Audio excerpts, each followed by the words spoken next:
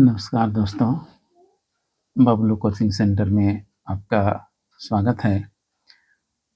आज 10 क्लास का बहुत ही इम्पोर्टेंट टॉपिक समांतर श्रेणी को मैं बताने जा रहा हूँ।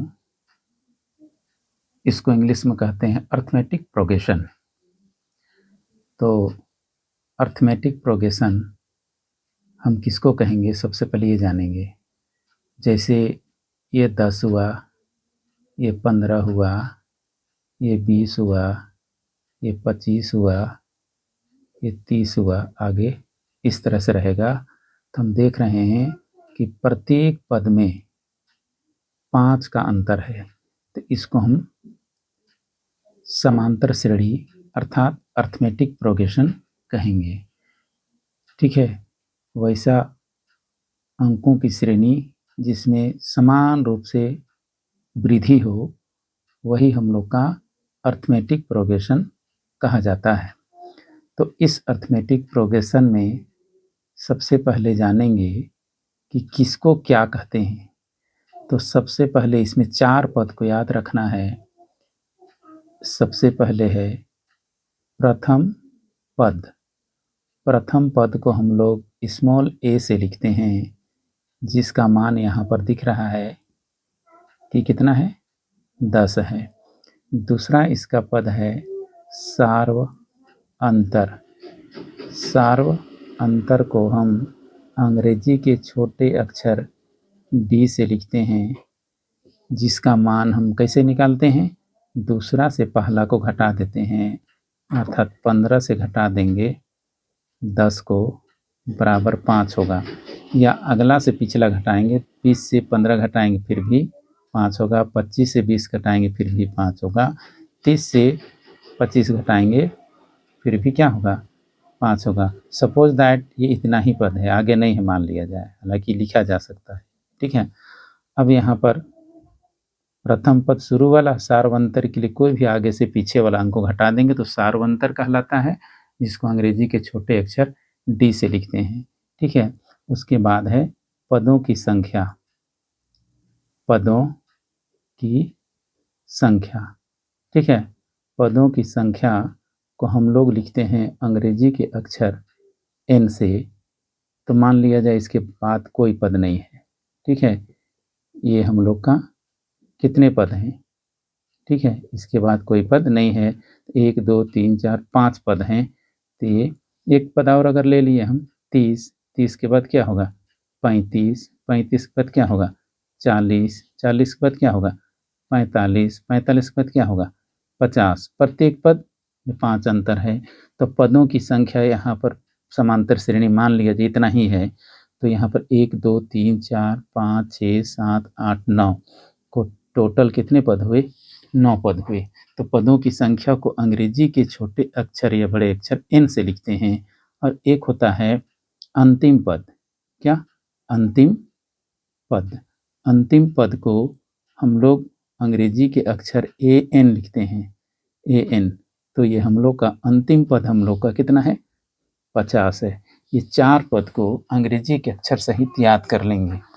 यहाँ से ये अब देखेंगे कि चारों पद कैसे संबंधित है। इससे एक फार्मूला बनेगा। फार्मूला होगा ए एन, क्या, ए एन बराबर होगा A plus N minus 1 into D.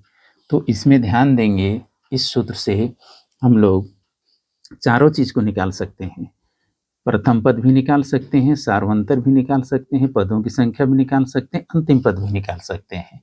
ठीक है, तो अगर प्रथम पद निकालना हो हमको तो ये 3 पद हमको पता होना चाहिए। अगर कोई भी एक पद निकालना हो तो 3 पद हमको पता होना चाहिए। सार्वंतर अगर निकालना हो तो उसके लिए प्रथम पद का ज्ञान होना चाहिए, पदों की संख्या को ज्ञान होना चाहिए और अंतिम पद ज्ञान होना चाहिए। ठीक है, तो इसको एक एक करके हम लोग देखेंगे कि कैसे हम प्रथम पद निकालेंगे, कैसे सार्वंतर निकालेंगे, कैसे पदों की संख्या निकालेंगे, कैसे अंतिम पद निकालेंगे। एक चीज़ और ध्यान देना है, जैसे मान लिया जाए ए एन यहाँ पर है, तो अगर यहाँ पर हम लोग का ए 5 रहेगा तो एन के स्थान में कितना हो गया, 5 हो गया। तो यहाँ पर हम लिख सकते हैं ए प्लस इसको n-1 में क्या हो जाएगा 5-1 इंटू डी हो जाएगा, अर्थात ए प्लस कितना डी होगा 4d होगा। तो इसको याद रखेंगे, अगर हम लोग का ए 11 निकालना हो तो ए में हम लोग एक कम डी जोड़ेंगे, जितना यहाँ पर रहेगा उससे एक कम जोड़ेंगे, क्योंकि यहाँ पर n-1 होता है तो एक कम हो जाता है। ठीक है, तो यहाँ पर 11 अगर निकालना है तो ए प्लस हम लोग यहाँ पर 11 इसलिए कितना जोड़ेंगे 10d जोड़ेंगे। ठीक है, अगर यहाँ पर ए हम लोग को 15 निकालना है तो ए प्लस यहाँ पर 11 में 10d जोड़े तो यहाँ पर कितना डी जोड़ेंगे 14d जोड़ेंगे। ए 100 निकालना है तो ए प्लस हम लोग का कितना डी जोड़ेंगे 99d जोड़ेंगे। तो इसी तरह से अगर हम लोग के क्वेश्चन ले एपी मान लिया जाए दिया हुआ है 17, 20, 23, 26 ... का 25वां पद है ना ज्ञात करें, 25वां पद ज्ञात करें, ये हम लोग का क्वेश्चन है। तो जैसे कि हम बताएं एक एक करके सब कुछ निकालना सीखेंगे। अभी हम लोग यहाँ पर कौन पद निकाल रहे हैं, इसका 25वां पद निकाल रहे हैं। ठीक है, अर्थात an निकाल रहे हैं। तो 25वां पद निकालने के लिए या कोई भी पद निकालने के लिए सबसे पहले चीज़ हमको a और d का पता होना चाहिए। तो जैसा कि हम जानते हैं ये हम लोग का a अर्थात प्रथम पद हम लोग का कितना है 17 है, और d हम लोग का कितना है अगला से पिछला घटा देंगे, अर्थात 20 से हम लोग 17 घटा देंगे तो कितना बचेगा 3 बचेगा। तो a का मान और d का मान अगर हमको पता हो जाता है तो हम लोग कोई भी मान को निकाल सकते हैं। तो यहाँ पर हम लोग कौन सा मान निकालेंगे a 25 अर्थात 25वां पद निकालेंगे। तो हम बताए हैं a में हम लोग कितना डी जोड़ेंगे एक कम डी जोड़ेंगे, अर्थात 25 है यहाँ पर कितना डी जोड़ेंगे 24 डी जोड़ेंगे, अर्थात हम लोग का a का मान कितना हो गया 17 हो गया प्लस 24 हुआ, और हम लोग का d का मान कितना हो गया d का मान हम लोग का 3 हो गया। ठीक है, अब यहाँ पर हम लोग 17 जोड़ 24 दिया कितना होगा 3 चौके 12, 3 दूना 6 और 1 7 हो गया। अभी जोड़ेंगे दोनों को, 7 और 2 9 हो गया, 7 और 1 8 हो गया। ये हम लोग का क्या हुआ आंसर हुआ। इस तरह से ध्यान देना है कि अगर किसी भी समांतर श्रेणी में अगर प्रथम पद अर्थात a का मान और सार्वंतर d का मान पता रहे तो हम कोई भी पद निकाल सकते हैं। सबसे पहला क्वेश्चन इंपॉर्टेंट है। ठीक है, पहला क्वेश्चन इंपॉर्टेंट है कि अगर याद रखना है कि अगर समांतर श्रेणी में पहला पद और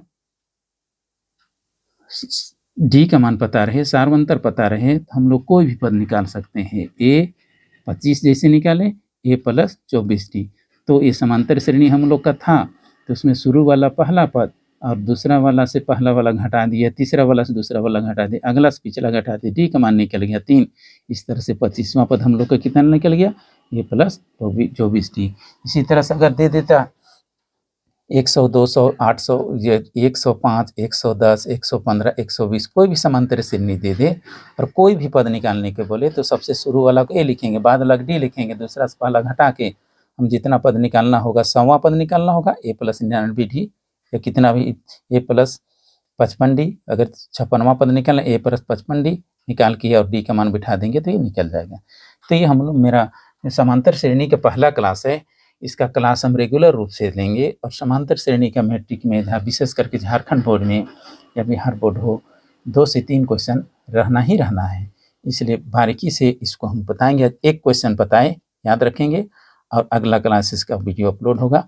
तो चैनल में जो भी नए हैं चैनल को सब्सक्राइब कर लेंगे और वीडियो कैसा लगा इसका कमेंट में ज़रूर बताएंगे, है ना। और चैनल को सब्सक्राइब करने से फ़ायदा आपका ये होगा कि वीडियो अपलोड होगा तो इसका नोटिफिकेशन आपको बहुत जल्द पहुंच जाएगा। बस आज की वीडियो में इतना ही, थैंक यू।